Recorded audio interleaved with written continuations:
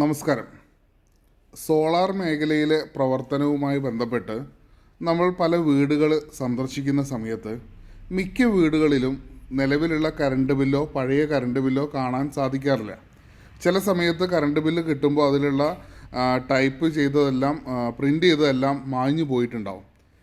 ചില സ്ഥലങ്ങളിൽ അവരുടെ അടുത്ത് കൺസ്യൂമർ നമ്പർ മാത്രമേ ലഭിക്കുകയുള്ളൂ. ആ സമയത്ത് എങ്ങനെയാണ് നമുക്ക് അവരുടെ ബില്ല് ചെക്ക് ചെയ്യാൻ സാധിക്കുക എന്ന് നോക്കാം. ആദ്യം തന്നെ നിങ്ങൾ ഗൂഗിൾ ക്രോം ഒന്ന് എടുക്കുക. ഗൂഗിൾ ക്രോം എടുത്തു കഴിഞ്ഞിട്ടുണ്ടെന്നുണ്ടെങ്കിൽ അതിൽ വ്യൂ KSEB ബിൽ എന്ന് ടൈപ്പ് ചെയ്ത് കൊടുക്കുക.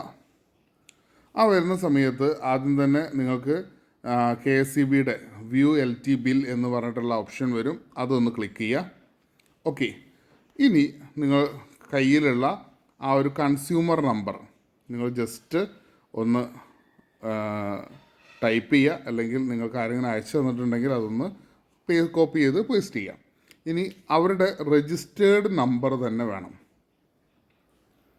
അവർക്ക് നിലവിൽ വീട്ടിലേക്ക് നാളെ കറണ്ട് ഉണ്ടാവില്ല, അല്ലെങ്കിൽ KSEBയുടെ ബില്ലിൻ്റെ ഡീറ്റെയിൽസൊക്കെ വരുന്ന ഒരു ഫോൺ നമ്പർ രജിസ്റ്റർ ചെയ്തിട്ടുണ്ടാവും. ആ നമ്പർ തന്നെ നിങ്ങൾ അടിച്ചു കൊടുക്കുക, വ്യൂ ബിൽ. ഓക്കെ, ഇപ്പോൾ വീട്ടിലുള്ളവർ അവരുടെ നിലവിൽ കയ്യിൽ കിട്ടിയിട്ടുള്ള പ്രിൻ്റ് ചെയ്ത ബില്ല് കിട്ടിയാൽ പോലും ദ ബെസ്റ്റ് ചോയ്സ് നിങ്ങൾ ഓൺലൈനായിട്ട് ആ ബില്ലൊന്ന് ഡൗൺലോഡ് ചെയ്യുക എന്നുള്ളതാണ്. ഓക്കെ, ഇത് അലിക്കുട്ടി റാവുത്തർ എന്ന് പറഞ്ഞ വ്യക്തിയുടെ ബില്ലാണ്. അതിൻ്റെ തൊട്ട് മുകളിൽ കണ്ടോ കൺസ്യൂമർ നമ്പർ ഉണ്ട്. അതിൻ്റെ മുകളിൽ കണ്ടോ ഇലക്ട്രിക്കൽ സെക്ഷൻ പത്തനാട്. അപ്പോൾ ഈ ഇലക്ട്രിക്കൽ സെക്ഷൻ അറിയേണ്ടത് നിർബന്ധമാണ്. അതെന്തിനാണെന്ന് പറയാം. ഓക്കെ, ഇനി അവരുടെ ഫോൺ നമ്പറും കാര്യങ്ങളും ആ സെക്ഷൻ്റെ ഫോൺ നമ്പറും കാര്യങ്ങളും കൊടുത്തിട്ടുണ്ട്. ബിൽ പീരീഡ് ഇത് ബൈ മന്ത്ലിയാണ്. ബില്ലിംഗ് പീരീഡ് എന്ന് നിങ്ങൾ ശ്രദ്ധിച്ചിട്ടുണ്ടാവും. ബില്ലിംഗ് പീരീഡ് ബൈ മന്ത്ലിയാണ്. 2 മാസം കൂടുമ്പോഴാണ് ബില്ല് വരുന്നത്. ഇനി DTR, നിങ്ങളിപ്പോൾ ഈ കാണുന്ന DTR എന്ന് പറഞ്ഞതാണ് അവരുടെ ട്രാൻസ്ഫോമറിൻ്റെ പേര്.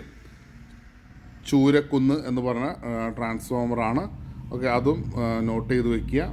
ഇനി അടുത്ത് നമുക്ക് അറിയേണ്ടതാണ് ഈ tariff or phase single phase ആണ് എന്ന് മനസ്സിലാക്കുന്നതിന് വേണ്ടിയിട്ടാണ്.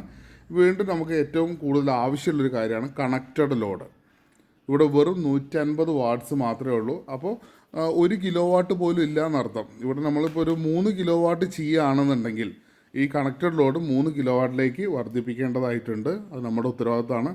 ഇനി ഇവിടെ ഏറ്റവും അനിവാര്യമായ മറ്റൊരു കാര്യമാണ് ആവറേജ് കൺസപ്ഷൻ മന്ത്ലി. പ്രത്യേകം ശ്രദ്ധിക്കുക, നമ്മൾ വീടുകളിൽ പോകുമ്പോൾ കിട്ടുന്ന പ്രിൻ്റഡ് ആയിട്ടുള്ള വീട്ടിൽ കിട്ടുന്ന ബില്ല്, പ്രിൻ്റഡ് ബില്ലിൽ 2 മാസം കൂടുമ്പോഴുള്ള ചാർജുകളാണ് അതിൽ ആവറേജ് ചാർജാണ് കൊടുത്തിട്ടുണ്ടാവുക. അപ്പോൾ അതാണ് നമ്മൾ ചെക്ക് ചെയ്യണമെന്നുണ്ടെങ്കിൽ അതിൽ കാണുന്ന ആവറേജ് കൺസപ്ഷൻ ഡിവൈഡഡ് ബൈ 60 ആണ്.